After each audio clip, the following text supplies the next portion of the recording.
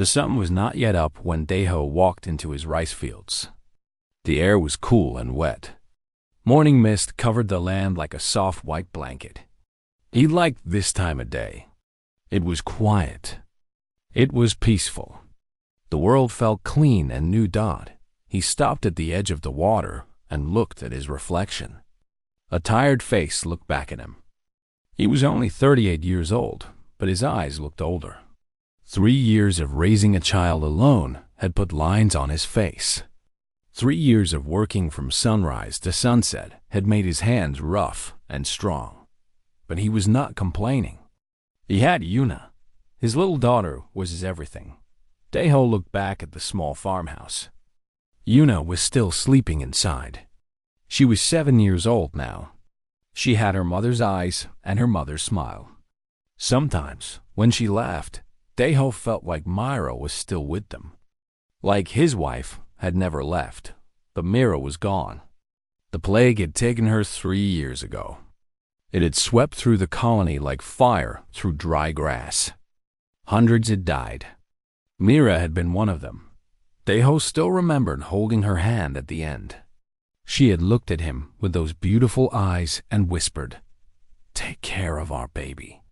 Promise me." He had promised. And he had kept that promise every single day since. New Jongi was a small farming colony on the edge of known space. It was far from Earth, far from the big cities and the powerful fleets. The people here were simple folk, farmers, workers, families trying to build a new life on a new world. Daeho's neighbor, Old Juan, often said that they were forgotten out here. The great powers of the galaxy did not care about a few hundred humans growing rice on a distant planet. They were too small to matter. Daeho did not mind being forgotten. He just wanted peace. He wanted to watch Yuna grow up. He wanted to teach her how to plant seeds and harvest crops. He wanted to give her the simple, good life that her mother had dreamed of. He bent down and touched the water. It was cold against his fingers. The rice plants were growing well this year. In a few months, they would have a good harvest. Yuna could have new clothes. Maybe he could even buy her that toy she had been looking at in the market. A bird sang somewhere in the distance. Daeho smiled. Yes, this was a good morning. Then the sky broke open. The sound came first. A terrible roar that shook the ground and made the water in the fields jump and splash. Daeho looked up and his blood turned to ice-dot ships, dozens of ships. They were tearing through the clouds like knives through paper. They were not human ships. They were alien, dark and sharp and wrong. Fire began to fall from the sky. Daeho did not think. He just ran. His legs moved faster than they had ever moved before. The farmhouse. Yuna. He had to get to Yuna behind him. He heard explosions, screams, the sound of buildings being torn apart. He did not look back.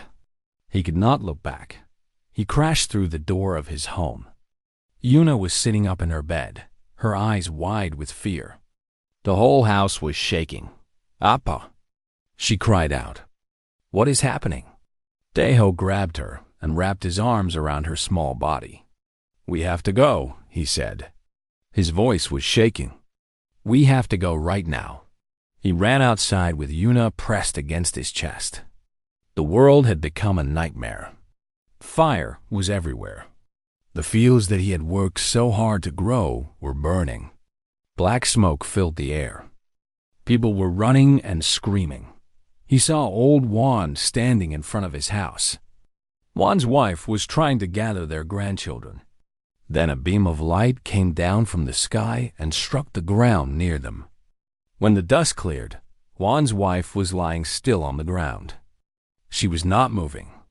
She would never move again. Juan fell to his knees and screamed her name. But there was no time to stop. No time to help. Daeho kept running. More ships came down from the sky. Different ships. These were even bigger than the first ones. They were dark gray, like storm clouds made of metal. Strange symbols covered their sides. the new ships attacked the first ones. Bright weapons flashed between them. Explosions lit up the sky like a second sun. The aliens were fighting each other, but what did it matter? The humans on the ground were dying either way. Daeho found a hiding place in a ditch near the edge of the settlement. He pressed himself and Yuna into the mud and covered them with his body. Yuna was crying. He held her tight and whispered soft words into her ear. "It will be okay," he lied. "Appa is here. Appa will protect you." The battle lasted for what felt like hours. When it finally ended, Daeho slowly raised his head. The first ships were gone, destroyed or driven away. But the gray ships had landed. Soldiers were coming out of them. They were tall, very tall, 8 feet or more. Their skin was covered in dark scales like a lizard. Their eyes glowed like hot gold dot. The aliens moved through the settlement. They were gathering the survivors. Anyone who tried to run was caught. Anyone who tried to fight was killed. Daeho picked up Yuna and walked toward the town square. There was nowhere else to go. The fields were burned. The houses were destroyed. Everything he had built was gone. About 200 humans stood in the square. That was all who were left. 200 out of 1,000. The rest were dead. An alien even larger than the others stepped forward. He wore armor that shone like black glass. His eyes swept over the humans like they were insects, like they were nothing. He spoke in a deep, rumbling voice. A machine on his chest turned his words into human language. "This world now belongs to the Korvathi Empire," he said. "You are now property of the Empire. You will be taken to labor camps. You will work. You will obey. Those who resist will die." A woman near Daeho started crying. A man shouted in anger and was immediately struck down by a soldier. The alien commander did not even blink. "Separate them," he ordered. "Males to one transport, females and young to another." The soldiers moved forward. They began pulling families apart. Daeho watched as fathers were torn from their children. Mothers screamed as their babies were taken from their arms. Yuna clutched his shirt with her small hands. "Appa," she whispered. "I am scared." Daeho looked down at his daughter. Her face was dirty with mud and tears. She was shaking like a leaf in the wind. He thought about Myra. He thought about his promise. He thought about all the mornings he had spent in the fields, dreaming of a simple life. That life was over now. Everything was over. But as the soldier reached for Yuna, something inside Daeho changed. Fear turned into something else. Something harder. Something stronger. He would not let them take her. He would die first. Or he would find another way. Daeho looked at the alien commander standing at the front of the square. The being was like a god of war, powerful, terrifying, untouchable. But Daeho was a father. And a father would do anything for his child, anything at all. The soldier's clawed hand was reaching for Yuna. In 1 second, maybe 2, he would grab her. He would tear her away from Daeho's arms. She would be taken to some terrible place, alone and afraid, and Daeho would never see her again. Time seemed to slow down. Daeho could hear his own heart beating. He could hear Yuna's soft crying. He could hear the screams of families being ripped apart all around him. And in that moment, he made his choice. Daeho stepped backward, pulling Yuna away from the soldier. The alien hissed with anger and raised his weapon. But Daeho did not stop. He pushed forward through the crowd of humans. People moved out of his way.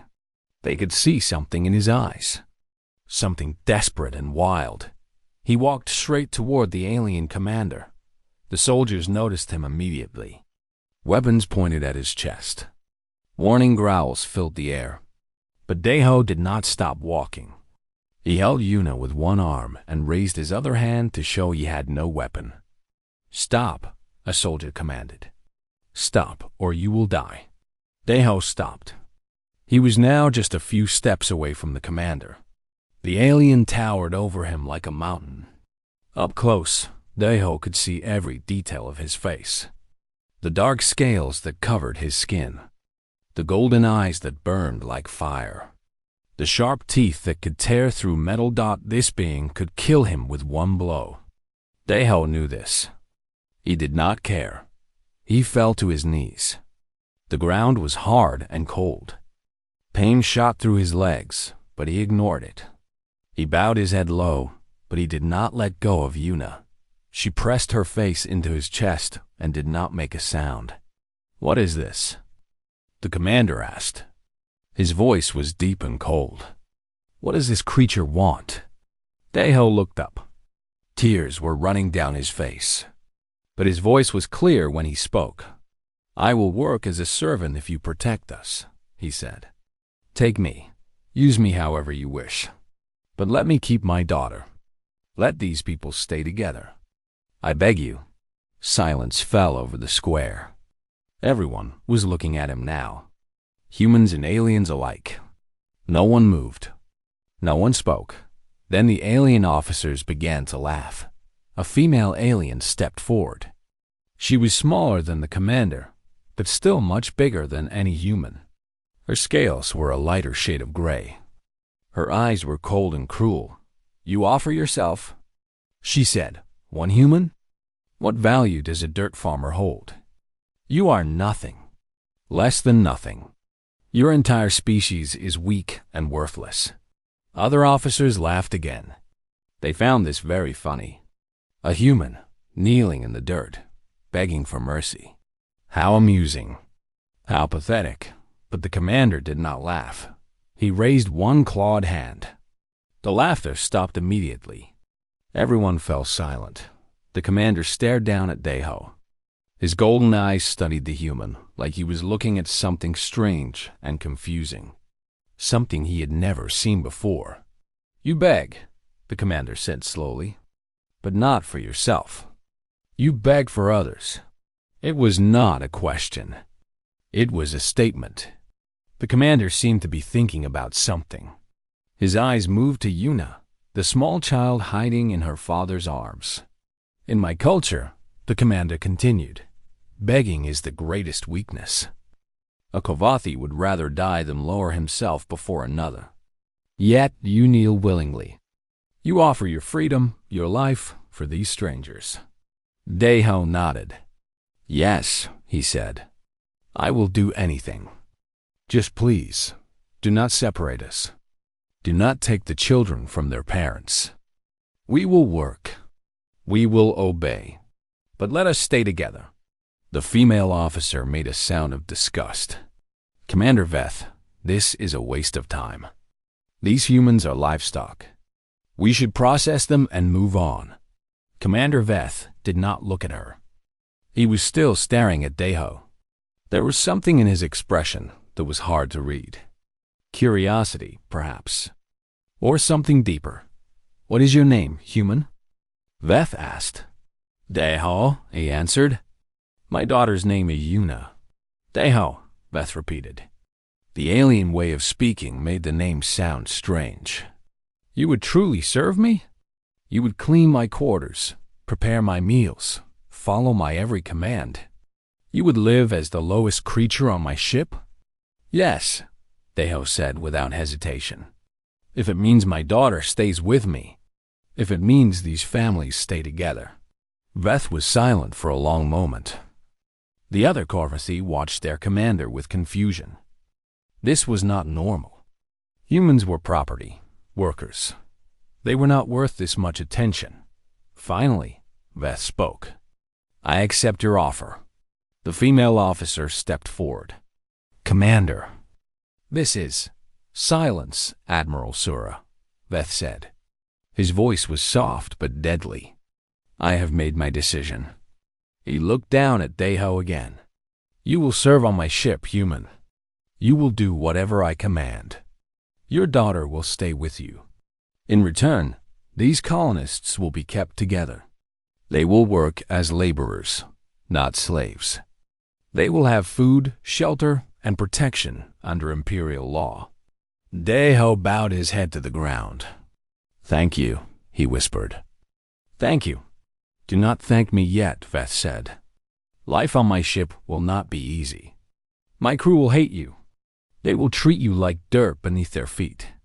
Many will try to break you.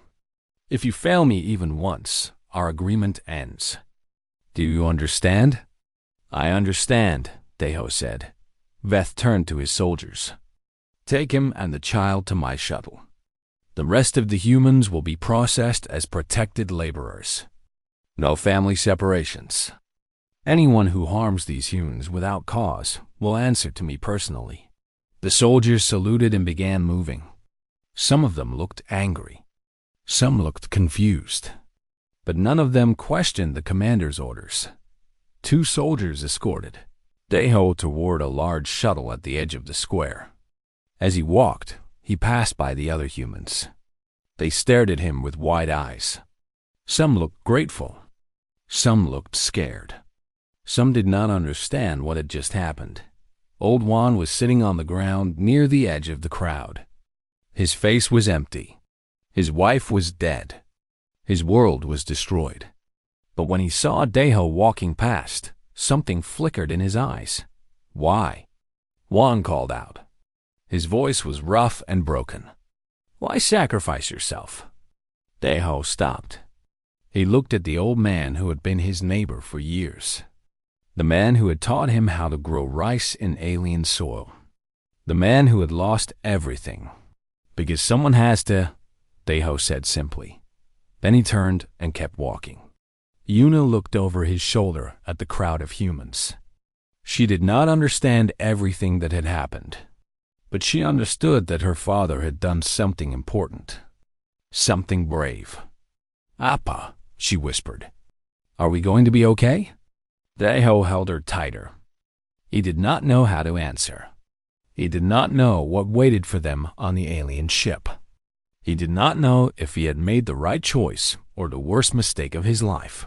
But he knew one thing. Yuna was still in his arms. She was not taken away. She was not alone. For now, that was enough.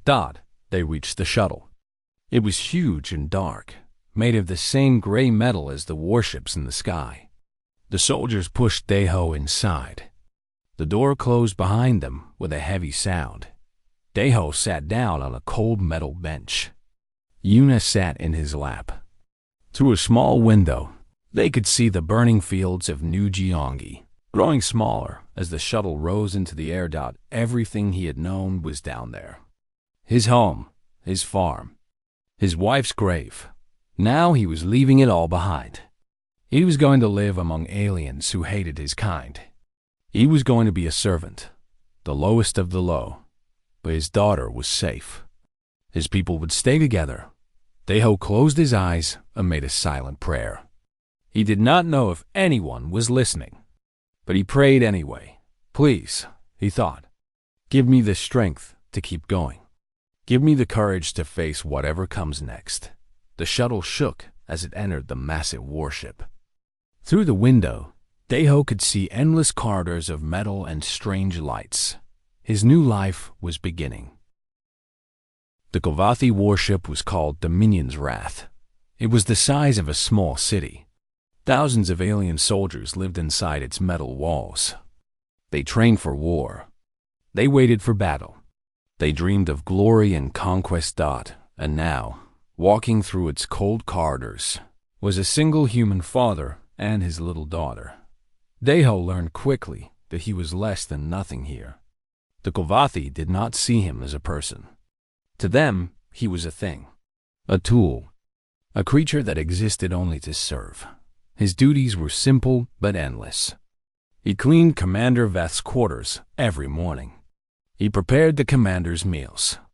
He maintained the commander's armor, polishing every piece until it shone like black glass. He did laundry. He organized reports. He did whatever anyone told him to do. The crew treated him with open hatred. They called him Dirt Crawler. They called him Flesh Weak. They called him names in their own language that he did not understand but knew were insults. When he walked through the corridors, soldiers would shove him into walls. They would knock things from his hands and make him pick them up. They would spit at his feet and laugh. One day, a young Carvathi warrior walked up to Deho in the hallway. The alien was young but still twice Deho's size. His scales were bright green, showing that he had not yet seen real battle. "Look at this," the warrior said to his friends. "The pet human. The commander's little toy." The other warriors laughed. The young one leaned down until his face was close to Deho's. His breath was hot and smelled like metal. "I do not understand why the commander keeps you," the warrior said. "You are weak, soft. You cannot fight. You cannot protect yourself. What good are you?" Deho did not answer. He kept his eyes down and his face calm. This made the warrior angry. He wanted a reaction. He wanted fear. He wanted the human to cry or beg or try to run. The warrior spat directly in Deho's face. The warm liquid ran down his cheek. Deho felt his hand shake. He felt anger rising in his chest like fire. Every part of him wanted to fight back, to scream, to hit this creature who treated him like garbage. But he thought of Yuna. He thought of the colonists back on the planet. He thought of his promise. So he did nothing. He simply wiped his face with his sleeve and continued walking. The warriors laughed behind him. "See," the young one said. "Less than dirt. Not even worth my spit." Deho kept walking. His back was straight. His steps were steady. He did not look back. That night, alone in the tiny room he shared with Yuna, he finally let himself feel. He sat in the corner and cried quietly while his daughter slept. He cried for his lost home. He cried for his wife. He cried for the life that had been taken from him. But when morning came, he dried his tears and went back to work. Yuna became something unexpected on the ship. She was the only child aboard Dominion's Wrath. The Corvati had never seen anything like her. In Corvati culture, children did not exist the way humans understood them. Young Corvati were placed in combat training facilities from the moment they were born. They learned to fight before they learned to speak. They were raised by the military, not by families. So when Yuna walked through the corridors with her small steps and curious eyes, the aliens did not know what to think. She would stop and look at everything. The strange lights, the alien machines, the stars outside the windows. She asked questions constantly. Why is the sky black? What do those buttons do? Why are your scales so pretty? The Corvati did not know how to react. Some ignored her. Some stared at her with confusion. A few, when they thought no one was watching, seemed almost fascinated. One evening, Admiral Sura found Yuna sitting alone in a corridor. The little girl was looking out a window at a distant nebula, her face pressed against the glass. Sura stopped. She should have walked past. She should have ignored the human child like everyone else did. But instead, she asked, "What are you doing?" Yuna looked up at the tall alien without fear. "Looking at the colors," she said. "The purple ones are my favorite. Appa says they are made of stardust." Sura did not know what to say. No one had ever spoken to her with such innocent honesty. She stood there for a long moment, then walked away without another word. But later that night, some crew members noticed that Admiral Sura seemed distracted during the evening briefing. She kept looking at nothing, like her mind was somewhere else. Deho continued his work without complaint. He noticed things that others did not. He noticed that Commander Veth never slept more than 2 hours a night. He noticed that Veth never ate with his officers. He noticed that Veth spent long hours alone in his quarters, staring at battle reports like they were written in blood. One night, after a particularly long battle, Deho came to clean Veth's quarters. The commander was sitting in a chair by the window. He was not moving. He was just staring at the stars. he was also wounded. A deep cut ran across his arm. Blue blood dripped slowly onto the floor. Veth did not seem to notice or care. Deho hesitated. It was not his place to speak. It was not his place to do anything except clean. But he could not just stand there and watch. Quietly, he went to the medical cabinet. He found bandages and healing cream. Then he walked over to Veth and knelt beside him. Veth's golden eyes turned to look at him. "What are you doing, human?" "You are hurt," Deho said simply. "Let me help." Veth could have pushed him away. He could have called guards. He could have killed Deho with a single blow, but he did nothing. He just watched as Deho carefully cleaned his wound and wrapped it in bandages. The human's hands were gentle but sure. "Why do you do this?" Veth asked quietly. "I am your captor. Your master. I have taken everything from you." Deho finished wrapping the bandage. "Because you are in pain," he said. "And I know what pain looks like. I have seen it in my own eyes for 3 years." Veth said nothing, but he did not look away. The next morning, Deho made a request. He asked if he could prepare food from his home world.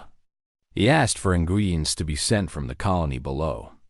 Veth granted the request without asking why. A week later, Deho prepared a simple Korean dish called kimchi jjigae. It was a spicy stew that his wife used to make. The smell filled the commander's quarters with memories of home. He served it to Veth in a simple bowl. Veth looked at the strange food with suspicion. The Kovathi ate only military rations. Plain, efficient, tasteless. "What is this?" Veth asked. "Food from my world," Deho said. "Real food. Made with care." Veth hesitated. Then he picked up the spoon and tasted the stew. He stopped. His eyes widened slightly. It was such a small change, but Deho noticed. The commander said nothing. He asked no questions. He gave no compliments, but he finished every drop in the bowl. That night, for the first time since Deho arrived, Commander Veth slept for 4 hours instead of 2, and when morning came, he requested that same dish again. Something had changed. Deho could feel it. A tiny crack had appeared in the wall between them. A small door had opened in the darkness. It was not much. It was almost nothing, but sometimes almost nothing is where everything begins. 6 months passed on the Dominion's wrath. The war between the Kovasi Empire and the Syndicate grew worse every day. Battles became more frequent. Casualties grew higher. The ship was always moving, always fighting, always bleeding. Deho watched it all from the shadows. He cleaned wounds that would never fully heal. He washed blood from armor that would soon be covered again. He served meals to soldiers who might be dead by morning. And slowly, without anyone noticing, he became part of the ship. Not accepted, never accepted, but present, familiar, like a shadow that had always been there. Yuna grew too. She was 8 years old now. She had learned to read Kovathi symbols. She had memorized the names of every star system the ship passed through. She had made strange friendships with crew members who pretended not to notice her, but always left food where she could find it. She was still afraid sometimes. But she was also brave. Braver than Deho had ever expected. The attack came without warning. The Syndicate had set a trap. 3 enemy fleets had been hiding in an asteroid field. When Dominion's wrath passed by, they struck from all sides. The battle was chaos. The ship shook with explosions. Lights flickered. Alarms screamed. Deho grabbed Yuna and held her tight as the world broke apart around them. It lasted for hours. When it finally ended, Dominion's wrath was crippled. Half its engines were destroyed. Entire sections of the ship were open to space, and hundreds of Kovathi soldiers were dead. The survivors worked without rest. They repaired what they could. They sealed the breaches. They counted their dead. Daeho helped where he could. He carried supplies. He bandaged wounds. He held the hands of dying soldiers who had once spat at him. They were dying. It did not matter anymore what they had done. 3 days after the battle, the ship was stable but broken. It limped through space toward Kovathi territory, hoping to reach safety before another attack came. On the third night, Daeho went to clean Commander Veth's quarters as usual. He expected to find the commander reviewing battle reports or planning their next move. Instead, he found Veth standing alone in the darkness. The commander was facing a holographic display. It showed images of the dead. Hundreds of faces, names, service records, lives that had ended under his command. Veth did not move when Daeho entered. He did not turn around. He just stood there, staring at the faces of his fallen soldiers. Daeho stood quietly by the door. He knew he should leave. This was a private moment, a moment of grief that he had no right to witness. But something made him stay. 347, Veth said. His voice was strange, rough, like stone grinding against stone. That is how many died. That is how many I killed with my orders. Daeho did not speak. He just listened. I have fought in wars for 60 years, Veth continued. I have lost soldiers before, thousands of them. I was trained to accept this, to move forward, to feel nothing. He turned off the display. The faces disappeared, but Daeho could still see their ghosts in the commander's eyes. So why? Veth asked. Can I not stop seeing their faces? Daeho took a slow step forward, then another. He moved like he was approaching a wounded animal, careful, gentle, ready to retreat if needed. Because you are not a machine, Daeho said softly. You carry them, every one of them. They live in your memory, even when they are gone from the world. Veth turned sharply. His golden eyes blazed with sudden anger. You know nothing of war, human. Nothing of command. Nothing of the weight I carry. Your species has never faced true battle. You are farmers, workers. You hide on your little planets and pretend the universe is not full of blood. Daeho did not step back. He met the commander's gaze without fear. I know loss, he said. His voice was quiet but steady. I buried my wife with my own hands. The ground was frozen and my fingers bled, but I dug until she could rest. I held my daughter as she cried for a mother who would never come back. I watched her wake up every night with nightmares, screaming for someone who was already gone. Veth's anger flickered. Something else appeared behind it. Something that looked almost like recognition. I know what it is to feel your soul die while your body keeps living, Daeho continued. I know what it is to wake up every morning and wonder why you should bother. I know the weight of carrying the dead. They never leave you. They become part of who you are. Silence fell between them. Heavy and dark thought then. Slowly, Veth spoke. I had a mate once, he said. The words came out like they had been locked away for a very long time. Her name was Kira. She was strong, fierce, beautiful. We had a child together. A son. Daeho waited. He could feel the pain in Veth's voice. It was old pain. Deep pain. The kind that never fully healed. The Syndicate raided our home world 40 years ago, Veth said. I was away fighting when it happened. By the time I returned, they were gone. Kira, my son, everyone I loved. Burned to ash. His clawed hands clenched into fists. I buried my grief that day. I locked it away so deep that I forgot it existed. I became the perfect commander. Cold, efficient, merciless. I told myself that feeling nothing made me strong. But it did not, Daeho said softly. It made you empty. Veth looked at him. For once, the golden eyes held no anger. No pride. No command, just pain. Your pain did not make you weak, Deho said. Hiding from it did. The grief is still there. It has been waiting for 40 years, and it will keep waiting until you let it out.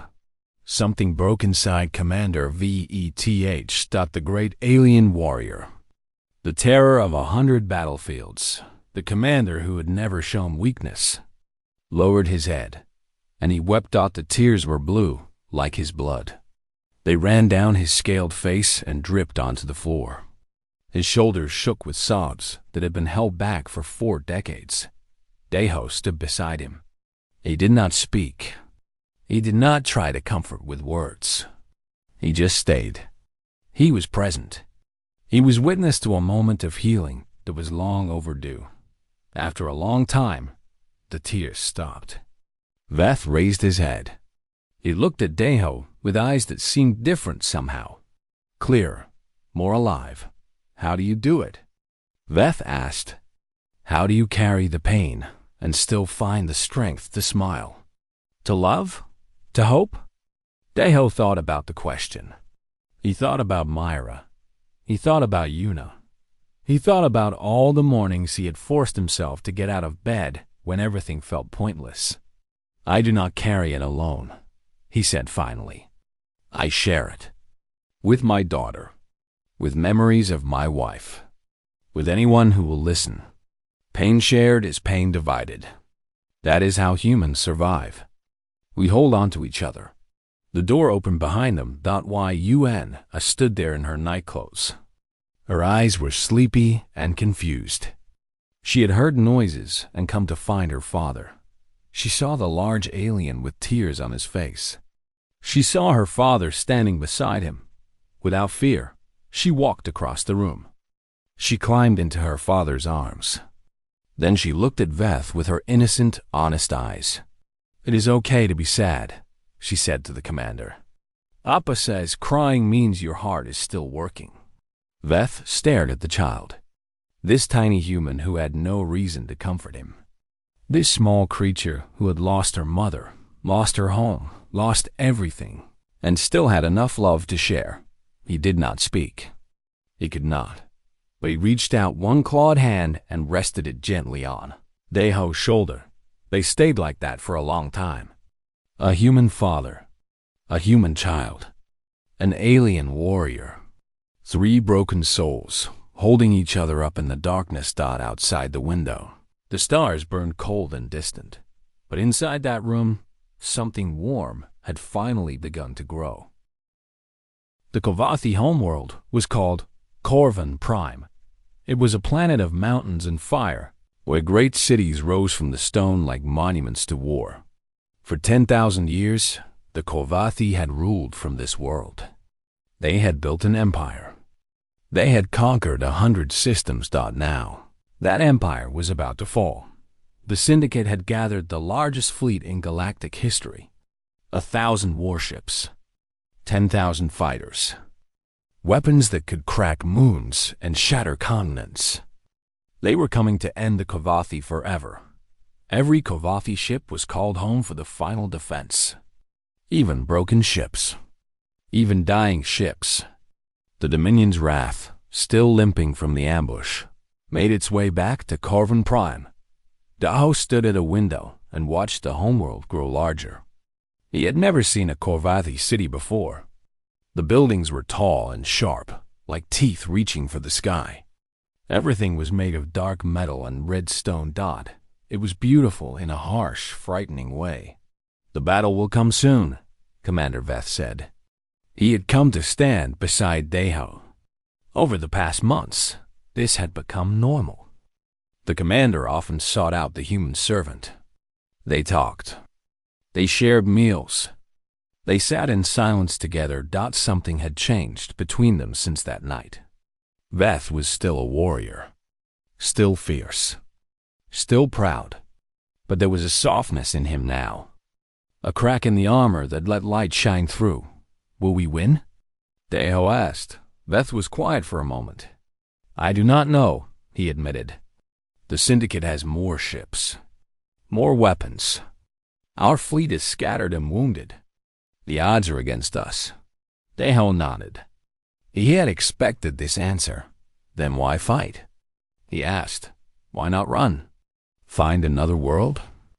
Start again? Veth turned to look at him. Because this is our home. Our history. Our people. Some things are worth dying for, even if you cannot win. Daeho understood. He thought about New Jongi. He thought about his rice fields burning under alien fire. He thought about how he would have fought to the last breath if it could have saved his home. I want to help, Daeho said. Veth's eyes widened slightly. Help? How? You are not a soldier. You cannot fight in this war. No, Daeho agreed. But I know people who might. Before the battle, Commander Veth did something that shocked the entire Korvathi Empire. He traveled to New Jongi personally. He stood before the human colonists who had been working as laborers for almost a year, and he addressed them not as slaves, not as property, but as equals. You came to this part of the galaxy seeking a new home, Veth said. His voice carried across the crowd. We took that from you. We made you work. We treated you as lesser beings. The humans listened in stunned silence. No Korvathi had ever spoken to them like this. I have learned something from one of your kind, Veth continued. I have learned that strength is not the absence of pain. It is the will to continue despite it. I have learned that true courage is not in the battlefield alone. It is in the small acts of love that hold families together. He looked at Daeho, who stood in the crowd with Yuna at his side. Today, I declare you protected subjects of the Korvathi Empire. You will have rights. You will have freedom. You will have a place in our society. Not as servants, not as workers, but as partners. Admiral Sura, who stood behind Veth, looked like she had swallowed something sour. But she said nothing. She had seen the change in her commander. She did not understand it, but she could not deny it. The humans did not know how to react. Some cried. Some cheered. Some simply stood in shock, unable to believe what they were hearing. Old Juan pushed forward through the crowd. His face was lined with age and grief. He had lost his wife in the first attack. He had every reason to hate the Korvathi, but instead of anger, he looked at Veth with something like respect. We will not forget this, Juan said, and we will not let you fight alone. That night, Daeho sent a message. It traveled across space to every human colony in the region. 37 worlds. Millions of people. Farmers, miners, builders, teachers, ordinary humans living ordinary lives. The message was simple. They protected us. Now they need our help. The response came faster than anyone expected. The Syndicate fleet arrived at Corvum Prime 3 days later. They filled the sky like locusts. Their weapons charged. Their shields glowed. They were ready to destroy everything that the Korvathi fleet met them head-on. The battle was brutal. Ships exploded. Fighters swarmed. The sky burned with fire and light. The Korvathi fought with everything they had. Every ship.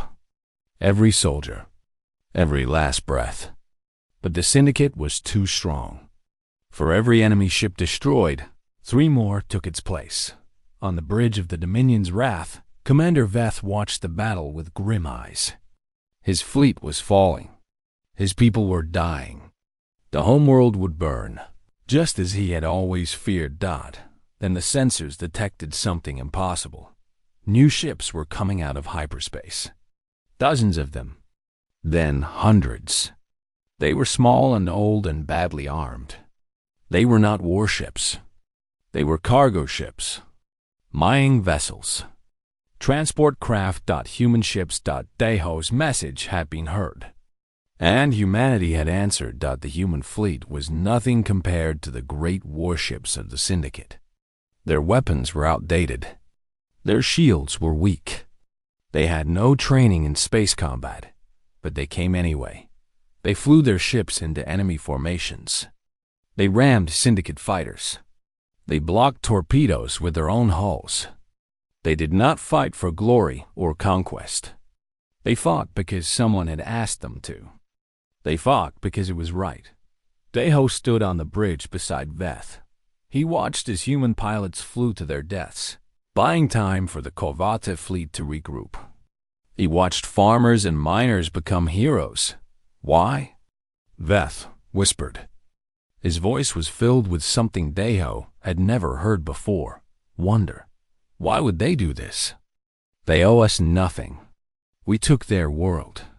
We made them servants. Deho watched a human cargo ship explode as it crashed into a Syndicate cruiser, taking the enemy with it. Because you asked, he said simply. And because one man showed them that enemies can become friends. That is what humans do. We believe in second chances. We believe that people can change. The tide of battle turned.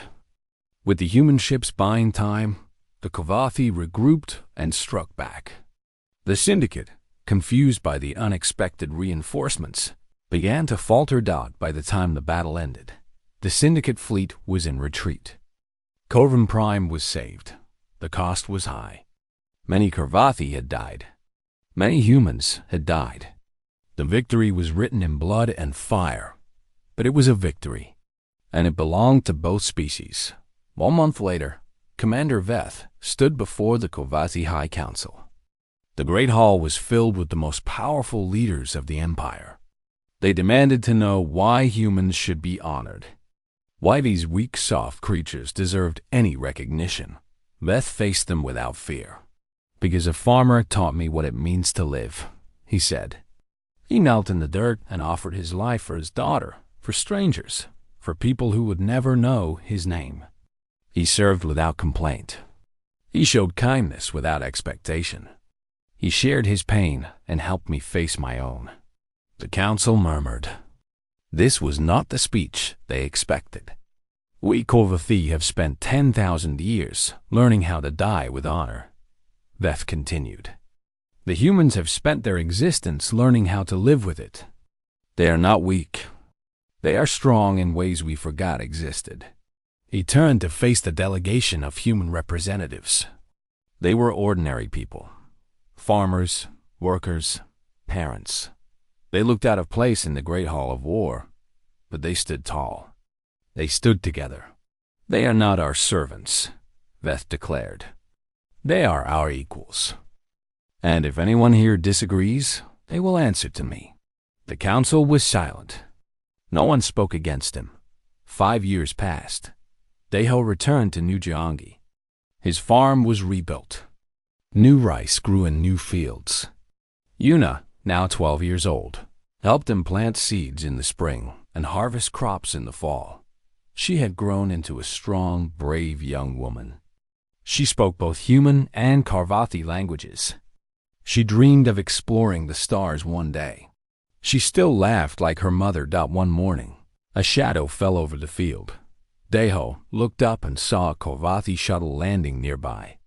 His heart jumped. He had not seen that ship in over a year. The ramp lowered. Commander Veth walked down. He looked different now. He wore simpler armor. His scales had a few more scars. But his eyes were warm. In his clawed hands, he carried a small bag. What is that?